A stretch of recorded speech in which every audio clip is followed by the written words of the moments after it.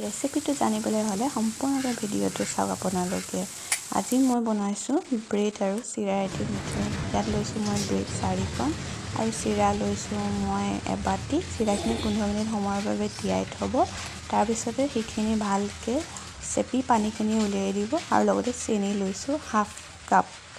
গোটেইখিনি ভালদৰে মঠি ল'ব, পানী নিদিব। তাৰপিছতে যিটো চাইজত লাগে লাডু কৰি ল'ব। ইয়াত তেল গৰম হৈ গ'ল দেখিছে।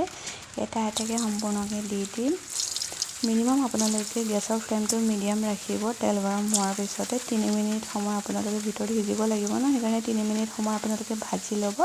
তাৰপিছতে 2 মিনিট আপোনালোকে গেছৰ ফ্লেমটো হাই কৰি দিব ৰঙচুৱা হ'বৰ বাবে। তেনেকৈ বনালে তেতিয়া ভাল হয়। এয়া দেখিছে মোৰ হৈ গৈছে ইপিঠি 5 মিনিট সময়। ঠিক এনেকৈ মই ইপিঠিও 5 মিনিট সময় এনেকৈ ভাজি ল'ম গোটেইখিনি একেলগত।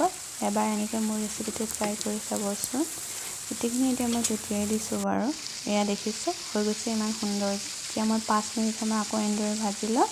আমাৰ হৈ গৈছে আজিৰ ৰেচিপি। এয়া দেখিলেনে হৈ গ'ল। আপোনালোকে মিনিমাম এইটো এসপ্তাহৰ বাবে থ'ব পাৰিব। হয় চাহৰ লগত খাব পাৰিব বা ল'ৰা ছোৱালীকো দিব পাৰিব, আলহী আহিলেও বনাব পাৰিব। বহুত ভাল লাগে খাবলৈ।